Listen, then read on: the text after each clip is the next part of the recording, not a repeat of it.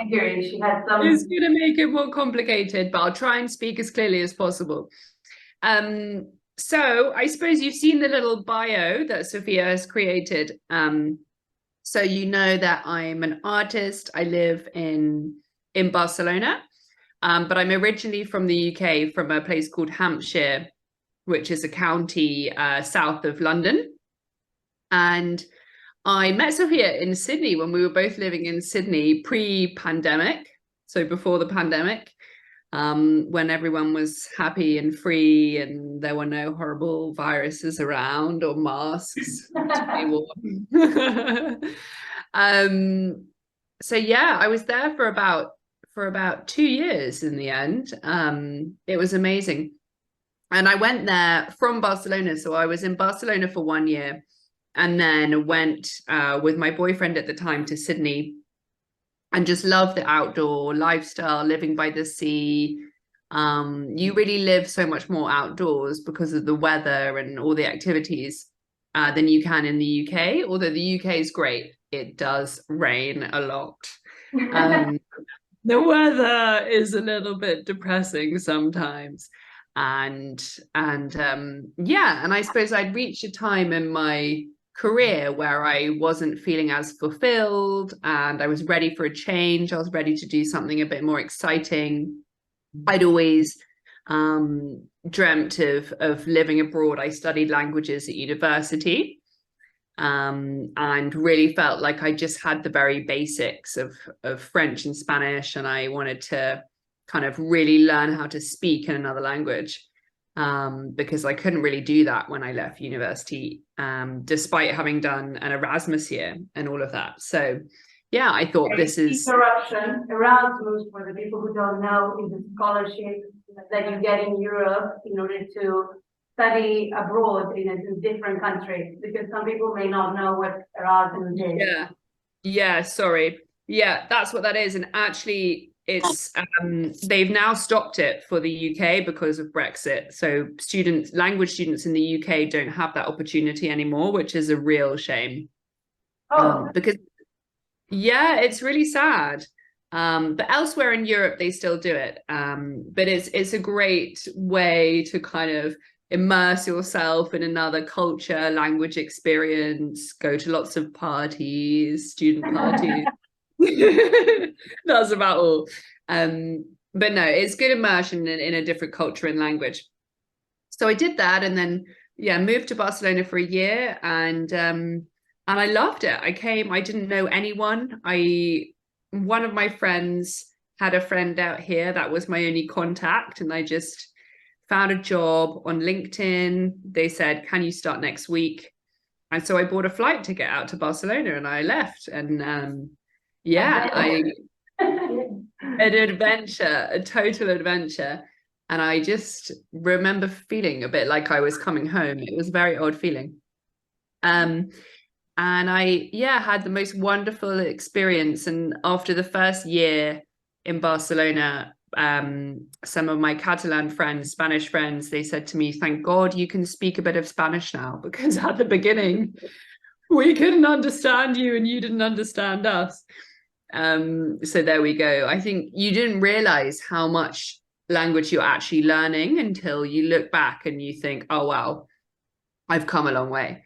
So that was really cool. Just to interrupt and just to tell everyone, her Spanish is astonishing.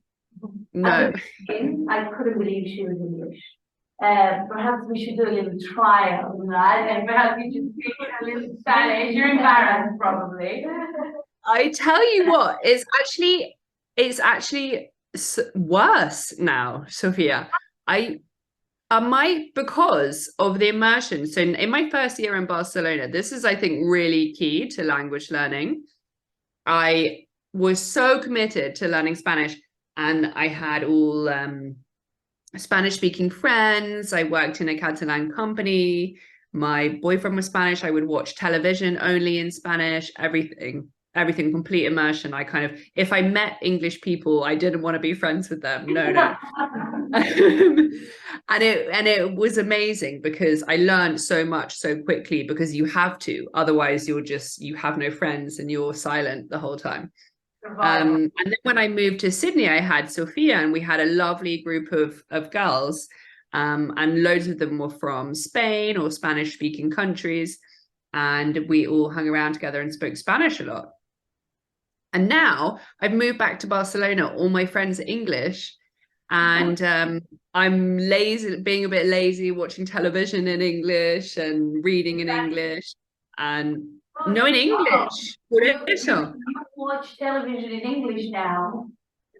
Yeah, like if we watch Netflix, so now es culpa de mi novio que está en la habitación ahí. Porque Es English. I think it's English. inglés, es de Londres y súper inglés, muy, muy, muy inglés. Por eso. Súper inglés. El único Pero londinense. no es culpa suya. It's my own fault. But it just shows how you have to like really force yourself and immerse yourself so much to learn the language, and you can go backwards. How have you felt now that you lived a little bit in Australia and obviously you moved from the UK, you're not now in Barcelona? You always felt a little bit Mediterranean, in my opinion. Your whole nature is like that. She's not your typical English person from a stereotype point of view. How are you feeling now? How has your identity moved from one place to the other? Because it does get affected in my own experience. Yeah, that's such a good question. And you're bang on, you're spot on there. I really noticed like a change. Yeah, I feel definitely less of a link to where I'm living now in Barcelona and the people from here and the culture than I did before. 100%. Yeah, I feel now a lot more English than I did, 2 years ago, maybe. I definitely felt sort of like, yeah, like I've always felt like I have a sort of Mediterranean flair, and my mom and my family, and that's been instilled in me from growing up early. But the language really helps to reinforce that. And when you start to lose that, you kind of, losing a lot of the customs, a lot of the cultural connections. And I definitely felt like a shift in, excuse me, in my identity as well. So I identified more, being a lot less English and feeling more Mediterranean. And now I feel like that has shifted again. Wow. So maybe it's about the language and it's about the people who surround you a little bit, isn't it? Yeah, exactly. But one interesting thing the is boyfriend people are saying here. People are saying the boyfriend. Yeah. He's worth it. He's worth it. I bet. Actually, he's learning Spanish now, and it's interesting. He's doing so well. He's learning very quickly. Good for him. I have to say that though, because he's sitting next door, so he's listening. And in terms of living in Barcelona, which is obviously something you really enjoy because you decided to go back there, was that a part of your career change? Because you had a very successful career in one field, and now you are mixing it with another field. Maybe you can tell us a little bit about that. Yeah, absolutely. So mostly I have the pandemic to thank for this, because the world changed, the working world changed, the way in which we work now. It can be, if you want it to be 100% remote online. You don't have to go to the office Monday to Friday, 9 till 6. It's opened a whole world of opportunity. And with that, I left Sydney, and pre-pandemic, I had already decided to leave Sydney because it was far away from family, and I missed Europe. So I flew back and then just started painting in lockdown. At home, I went back to my parents' house with no job, saying goodbye to all of our friends, our life in Sydney with no plan. And oh my God, I remember Sophia and I leaving, and we thought, what is going to happen now? Big question mark. I feel like I've gone back 10 years. I'm going to live with my parents. Um, but it was great. It was actually worked out so well. I started painting and all this sort of creativity came out, and it was just a time that I feel like I sort of cheated, because it's time that you just would not have had otherwise, with no pressure, no stress, no responsibility, no one to answer to, just time, and time to do what you wanted to do. And yes, we were all locked down, but for me, it was time where I could just paint and discover creativity in painting that I hadn't done before. So yeah, I started painting lots of seas and nautical things, having been in Sydney, by the ocean. And yeah, and then I started selling them, on uploading them to Instagram. And I'm not a big Instagrammer myself, but it's such a good a free marketing tool, and it's really powerful. And that's how I started. And then yeah, and then I decided, well, when lockdown started kind of coming to an end, things was kind of opening up a bit more, travel was beginning to happen again. I thought, well, I'm gonna maybe take the opportunity to do an art course in Barcelona and see how I feel about being back in Barcelona. And so I went, and then yeah, and then I moved back. Of course, I loved it, and I stayed, and now I'm here, and I paint and I work. I do freelance brand strategy at the same time to keep me sane and not put all the pressure on the creativity. And I work remotely, so yeah, and it's great. There are lots of You get the best of both worlds. You have a bit of a commercial side with your brand strategies. yeah, exactly. Exactly. And I like that, because I never planned to be an artist. And I think if you had said to me, do you want to be an artist 100% full time from tomorrow, I wouldn't say yes straight away, because it's very isolating. So whilst you are doing what you love and your passion, it's difficult turning your passion into your job, and it puts a lot of pressure on it. And also you're on your own the whole time, and it depends on you. And not every artwork is going to be a masterpiece. Maybe none are going to be a masterpiece for a long time. And emotionally, you have to carry yourself on that journey. So it's great to have the other thing where I work with people and have meetings and stimulate a different side of my brain, to kind of pair with it, complement it, and keep me from going mad. How do you, sorry about this question, probably not the easy. How do you measure your success as an artist? Do you measure it at all? Does it bother you? Is it something that interests you?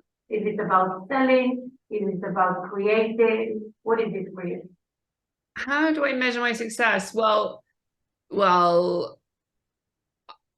yeah, I suppose the bottom line is your bank account.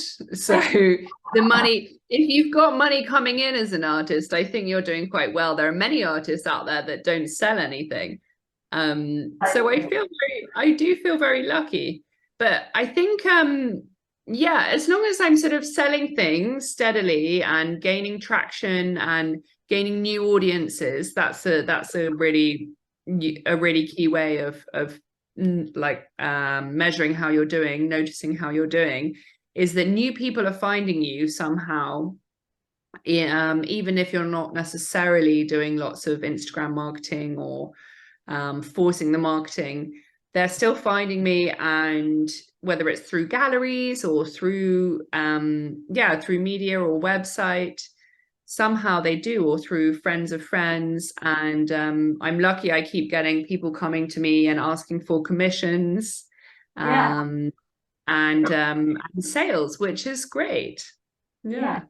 It is. Well, sales, but what you, apart from apart from the nautical topic that you mentioned because of being in Sydney, because of being by the ocean, what inspired you to get back to painting when you were in your parents' house back in, I don't know, 2020, when we escaped Sydney together?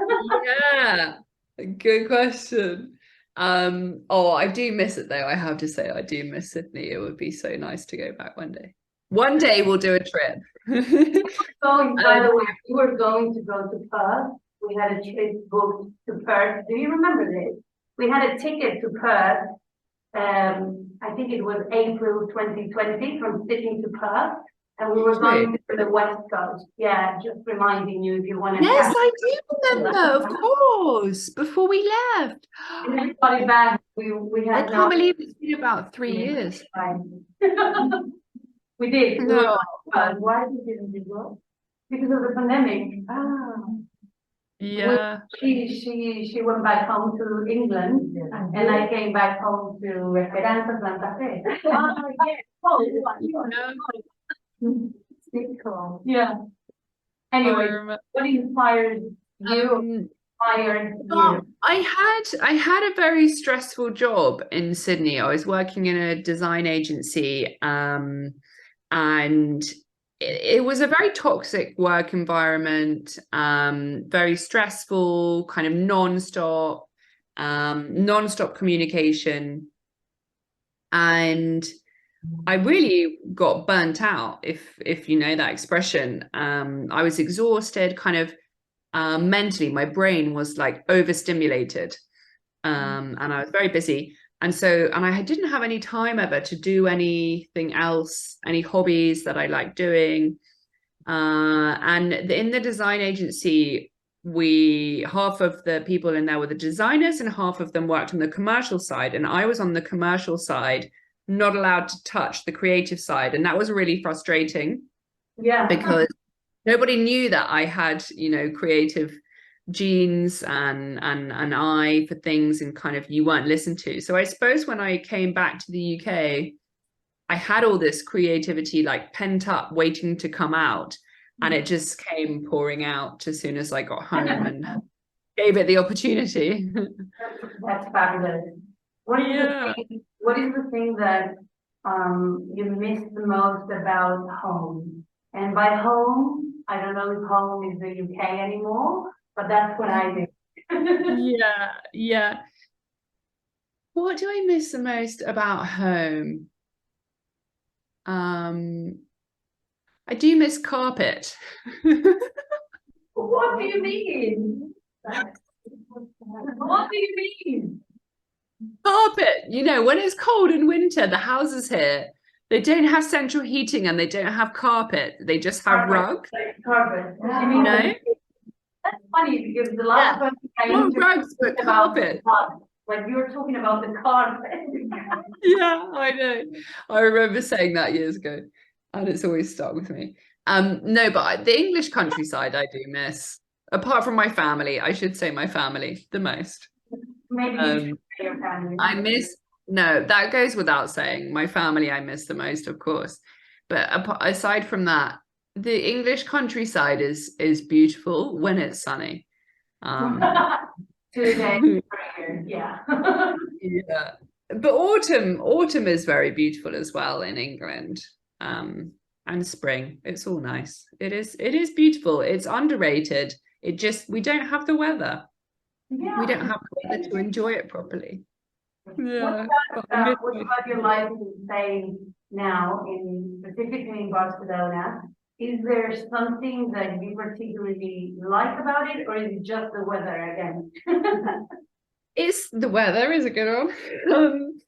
But the people are happy. So I recently, about a month ago, had 5 friends out from London to come and stay with me here and visit. And it was the first time they'd been to visit me in Barcelona, or for most of them. One of them had been before, but they just all said they couldn't believe that people live like this, that people are happy, that people smile and laugh in the street, that people are still enjoying themselves after 5 p.m. on a Sunday. You know, in England, it's like dead after 5 p.m. on a Sunday because, oh no, it can't possibly be the weekend anymore. We have work tomorrow. We can't enjoy ourselves. But you know, people live to live here. They enjoy life, and that is so obvious. And I think the sun is a huge contributing factor to that, to the reason why, you know, people are happier. But I do think they have different priorities in life. I think they worry less, they take life less seriously, and yeah, they enjoy the small things. Yeah. Well, that's something that could be quite difficult for us to understand because we're quite a critical nation and we criticize the fact that perhaps we have too much fun and we don't work enough, which is something that is to be said sometimes as a stereotype of Spanish people. So Yeah. it's weird for us sometimes to take that concept as a super positive concept as we are the Northern European countries as effective machines. You know what I mean? Yeah, I know exactly what you mean. But you have to look at happiness as well. And yes, you can measure GDP and economic output of the countries, but you also have to balance happiness. And I think they are directly correlated. So you just have to look at the new 4 working day week to realize that people are actually, if you stress them less, if you kind of take the pressure off, they'll be more productive, they'll be happier, and actually as a consequence the business will do better as well. So they are directly correlated, and I think finding the happy medium, you know, the bit in between, the sweet spot is the sweet spot, is where you can win. Do you think now working fully remotely has changed your productivity in the way that you're saying? Or do you see that there are some days where you have to push yourself to work, otherwise you'll get distracted with, I don't know, your boyfriend? Definitely. Well, it's a nightmare if we're both working in the same house, or it was at the beginning, in the house at the same time. So now we try to be like, I'll go in the office today, you stay at home, or vice versa. And we kind of, and then you meet in the evening and you talk about your day, and it's nice because you haven't seen each other all day and you catch up. So definitely you have to, you have to adjust. But definitely there are days where I just don't feel like it, or, you know, and if you haven't got anyone else, you know, a team around you in an office to kind of bring you up, make you feel more positive, or, you know, answer to, you only have yourself to kind of push yourself on and encourage you, then it's difficult, for sure. It's difficult. I think it's definitely, you have to be mindful of how isolating working remotely can be 100% of the time, which is why I've started going to a co-working, I go to an artist studio 1 evening a week, and then I go to a co-working space with my laptop 1 day a week. And I try to, sorry? To see people. Exactly, to see people and get out and make a new friend, maybe. I was going to say, social life takes a big toll by working online all the time. Because all of the friends you made, maybe at the pub or after work, and maybe you would say to a colleague, let's go for a drink. That doesn't exist anymore. Or do you do it anyway? Do you set the time? Yeah.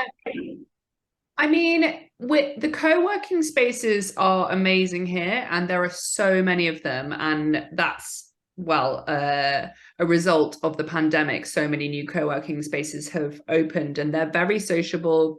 Some of them have gyms, a lot of them. So my one, on a Thursday evening, they have Thursday evening drinks.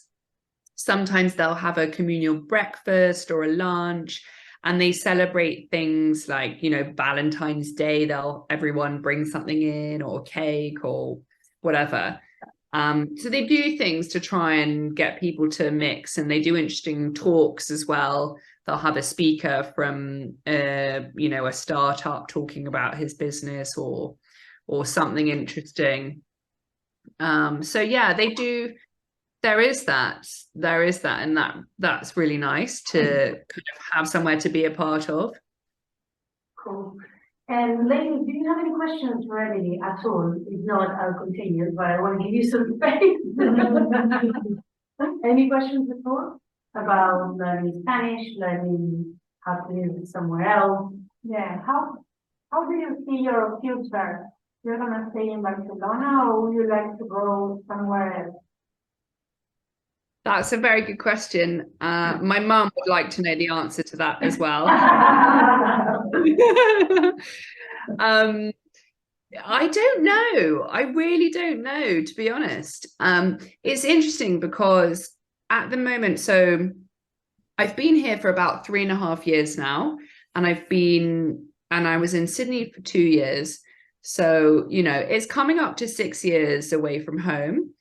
And I love the lifestyle here. And I think once you experience living in Sydney or Barcelona when you're from the UK, it's very different, and it's great, and we love it. And my boyfriend just moved out here a year ago, and he loves it.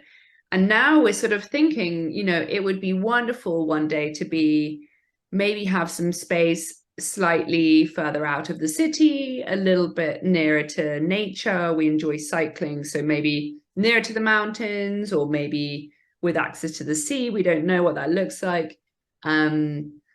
But something, and starting to get ideas, and maybe we'll go explore different locations. But I suppose when you don't have family, it all feels a bit random at the moment. And I think we need something something will help us decide. But I think we're not ready to live totally in the middle of nowhere outside of a city, but maybe just slightly outside, because now I start to feel like every time I go to the countryside for a weekend away or something, and I come back to the city, I miss the fresh air. And I definitely feel like I'm growing up, getting a bit older, and and starting to think like that. But I do always, yeah, I would love to always have this connection to Spain, and I would love to, if I'm lucky enough to have children one day, you know, bring children up, hopefully be bilingual. Yeah, so I would love to. But it depends on family, and it depends on my boyfriend's job. You never know where that could take him. So yeah, time will tell. I'm not really sure is the answer, but I hope to always have at least 1 foot or half a body in Spain. You can ask her. I don't understand. What did you say finally? Half body, what you said last, and if you remember. Oh, sorry.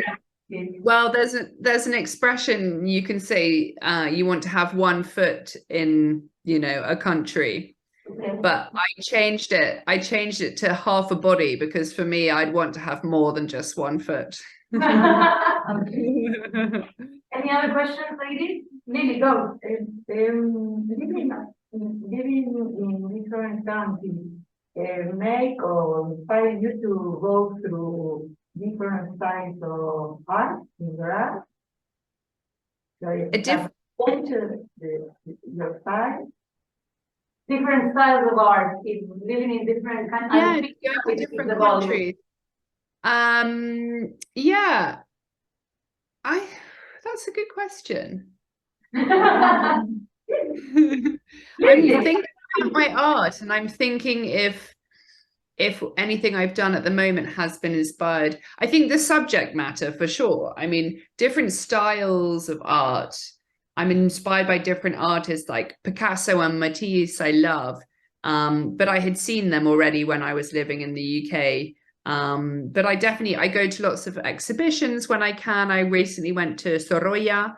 They had an exhibition of Sorolla here in Barcelona, and I loved that. That was amazing. But definitely different landscapes. So actually next month I'm going to France to paint for a week with my mum, who also paints, and another artist. And we're going to just be in the countryside and just paint for a week. And I'm really excited about that. And it'll be cool to Have you visited Collioure? Sorry? Have you visited Collioure? Sorry, No, Flor. but it's on my list to go to in the south of Ah, France. it's the first place. Yeah, I've heard amazing things about it. Yeah, thanks. I must go. Sorry, Flor, but we're taking only questions from here because the audio is not great. Sorry. All right. That's a good question, Lily. Thank you for that. I didn't think about it. Anything else that you would like to know? Can we see your art? Where can we? Yeah. Well, Sophia, maybe Sophia after can show my Instagram or my website or. Someone said that you had to go? No? No, she didn't. No, that she has to go to the place floor, recommending her to go. Yeah. Collioure. That happened. Sorry, what did you say? I wanted to appreciate her art. Oh, yeah. So I asked her if she could share some place to. Yeah. And see. I sent some work from her, but I don't know, you do have an Instagram account? Yeah, I'll send it to you and you can pass it around maybe after the session, after the call. Yeah, absolutely. Any other questions, ladies? How old are you? I'm 31. Wow. She's young. Yeah. Still young, right? Pretty young. She's very cool. Yeah, our daughter. Oh. And very sporty as well. A super sporty woman, I would say. You were very sporty, more than me at least, in Australia. I do like sport. That's why I like living here, because it's sunny, so you can always be outside doing activities. I like running and cycling in the mountains. We Yeah. go cycling. Yeah. I And love it. what about fitting in a Catalan-dominated city? Obviously, Yeah. it is a metropolis now, and there are a lot of immigrants.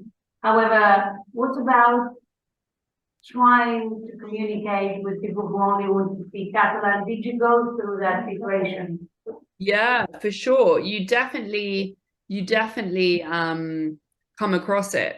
Not too often, because usually the Catalan people that live in Barcelona are all completely fluent in Castellano, but you do sometimes meet people, and especially in the villages outside of town, that you will speak to them in Castellano and they will respond to you in Catalan. Yeah. And it's like, okay, vale. And they continue. And yeah, from living here for a few years now, I can understand a lot and speak bits, and that's okay. But yeah, it's definitely, yeah, it's a big well, it's a very sort of marked culture that you learn, and they have lots of traditions and they have their language, and it's definitely something that you need to navigate when you live here, because, for example, all of the road signs and street names and things are in Catalan, and a lot of things you see around the city with transport or anything else are in Catalan. So now I'm sort of blind to it. I just know what things mean and what's Catalan and what's Castellano. But for example, when my boyfriend moved here, he didn't know the difference. Of course he didn't. So, and then was asking me questions, and I was explaining, oh no, that's in Catalan. And I realized that it is a lot harder for people. It's not just learning Castellano. You do learn bits of Catalan to help you get around the city. But I remember one of my first weeks living in Barcelona years ago, I remember I went to a cafe at lunchtime and to order some food, and I said, Can I please have the ensalada amanida? Do you know amanida? Amanida es ensalada en catalán. Pues pedí la ensalada. And she looked at me like, "Meh, okay," because on the little food signs it says amanida and ensalada, or ensalada amanida, whichever one. And so I ordered the ensalada amanida. But Yeah. mostly people have been nice to you in terms of, I don't know, help you integrate into society. Yeah. And is it because of your language skills, perhaps? Is it because of your Spanish?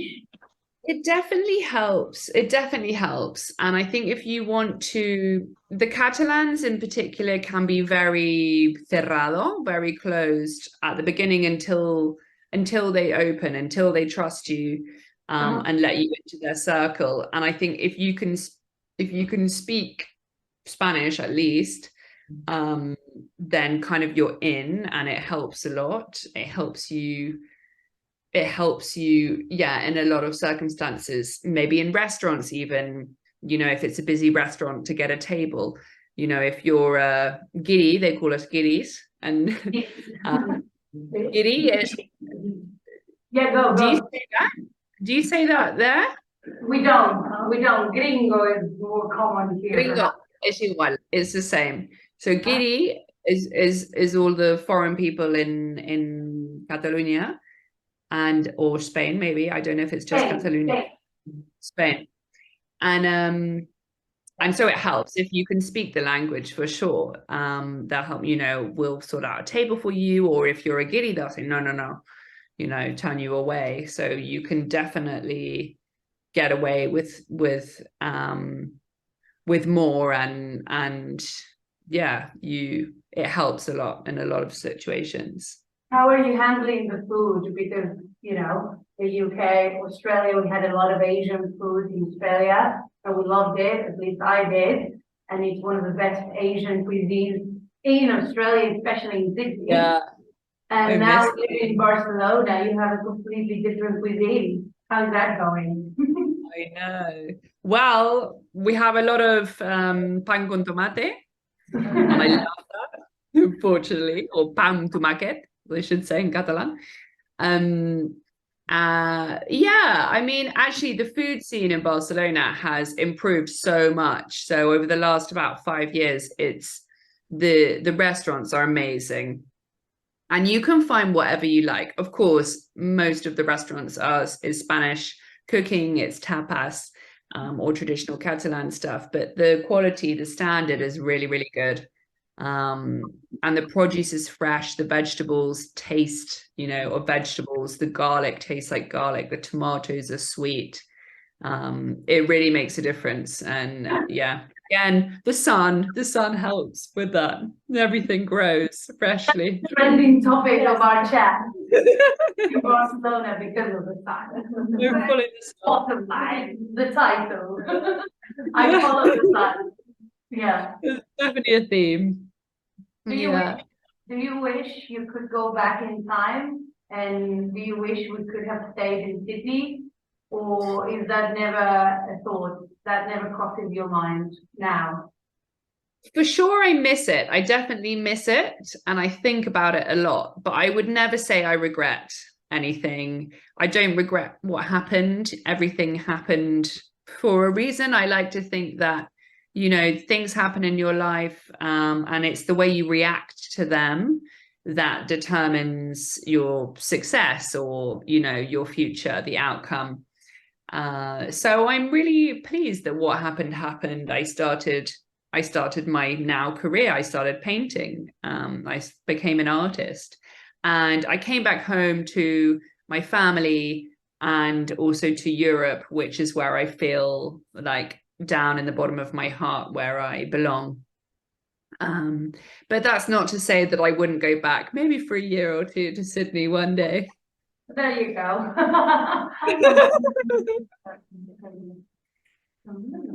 how long did we live in Australia together? I don't remember. How long did we stay? Well, I was there for 2 years in total.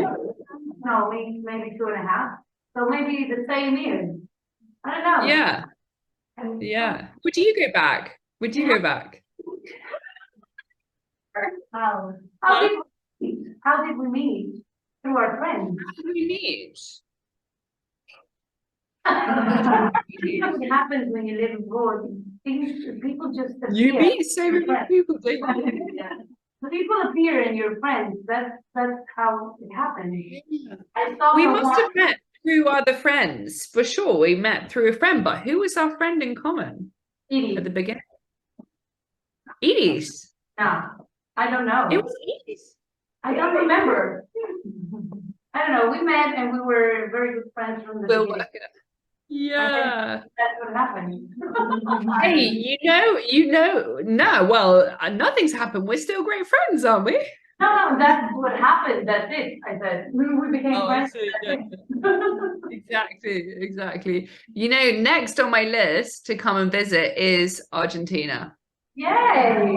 We're Yeah. here. Now. Awesome. We want to do a trip. And I remember you went trekking around Patagonia. I want to do that as well. Anytime, and you have a lot of people who will be happy to have tea and mutton probably with you and speak English. So you're welcome anytime. Honestly, come tomorrow. It's amazing to And see. Spanish. Oh. Yeah, you will speak Spanish probably here, but a lot of people will want to speak English to you. When the Yeah. people, someone Cool. speaks English, they want to learn. Well, maybe that can be the next maybe you already do this, but maybe that can be something that you do with your English class business, is that you do like excursions, like a day trip in English to wherever, Yeah. Yeah, that would be great. It would be better if we did it in an English-speaking country. Yeah. But they're all wanting a trip to London, like. That would be awesome. Expensive for us. No, Huh? problem. I didn't hear that. I said it's a little bit expensive for us, and our currency problems are quite serious. I don't know if you know that about that. Yeah, You probably- yeah. Inflation. Yes, that's the word. This little thing called inflation. Yes, she understands inflation. That's our problem. No, it's very far away. The UK is very far away. Oh, I mean, we all are lucky and privileged to have traveled and probably continue traveling. There are a lot of socio-economic, I don't know, groups in our country, and we belong to one that occasionally we may afford a trip abroad. But yeah, it's a big consideration. It's not like taking a Ryanair flight and going to London to visit or Yeah. go east for a weekend, you know? No, I know. But we do it anyway. What I'm trying to say. When I come out, we'll do a day trip as well. But Sophia's English is better than mine. No, it's not.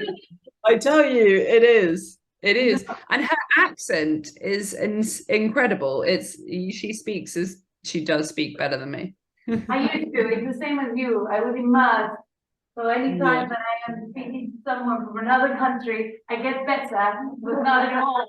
Now I have an international accent. Yeah, one language affects the other one. I think when you're learning and when you speak two languages, your mother tongue is affected and you start to speak very strangely in your own language. I always remember when you said we were speaking outside the restaurant, you said, déjame saber. Yeah, I told her that. And let you me were like, know. déjame I saber. I was speaking in terrible Spanish at the time. Terrible Spanish. I still do sometimes. I'm not really good at Spanish anymore. Well, it was great to hear from you. Please, ladies, if you have anything else to ask, this is the chance. Open to questions. And if you have any questions, you can ask us about inflation, maybe. No. No, you don't want to speak about that. We I really want to, don't. I would love to ask how long have you guys been doing your classes with Sophia? Well, No, 2 years. 2 years. 2.5 years. Yes. Wow, it's so amazing to see. So what you've done since the pandemic, since we came back, it's just so cool.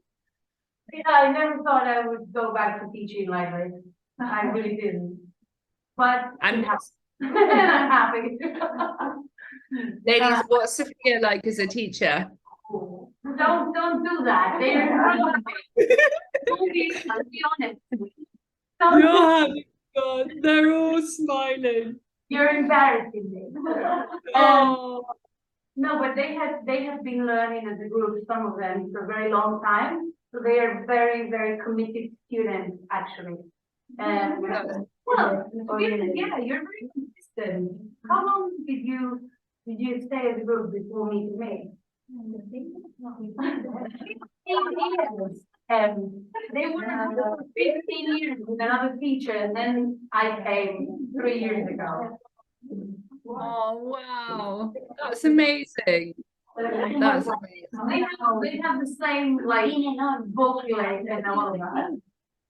They have like a notebook with all of her notes. So it's been 15 years. Wow, that's amazing. That's incredible. Well, keep going. English is a great language to have. I feel very privileged to have English as my mother tongue, but it's one of the reasons why it's very difficult being an English person trying to learn another language, because everyone always wants to speak English to you, and often they can, because yeah.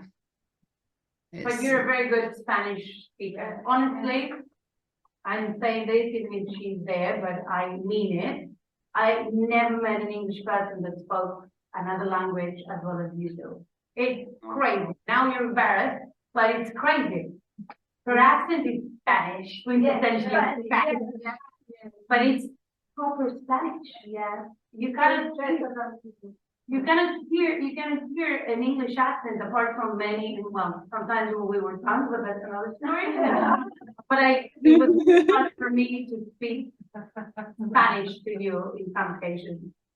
It was really hard for me to speak Spanish to her.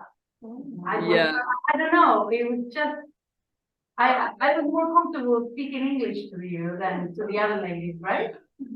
I think often you meet someone in a language, and it's very difficult to then change the language between the two of you when you've met in one language. It's odd to switch. That's true. Yeah, because we met speaking English, but then our group was Spanish dominated. However, if I had to say something to her alone, many times I would switch to English and maybe come back to Spanish. We were in the group, and you tried to stick to Spanish more because you were trying to but my Spanish isn't native. Your English is like a native person, and my Spanish is not. Especially now. Believe me, it was a very impressive thing to hear. I wasn't used to that. You're used to people speaking English, but not used to an English person speaking Spanish so fluently. It was really odd.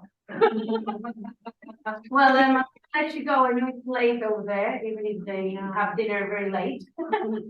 Thank you for doing this, and we should probably catch up at the personal level. Of course. No, it's been a pleasure, ladies, and it's been lovely to meet you. I hope you've understood I'm sure you've understood everything I've said, but I hope you could hear me, especially with my Invisalign. And yeah, I'd be delighted to speak to you all again anytime. Thank you. Take care. Speak soon. Ciao, bye.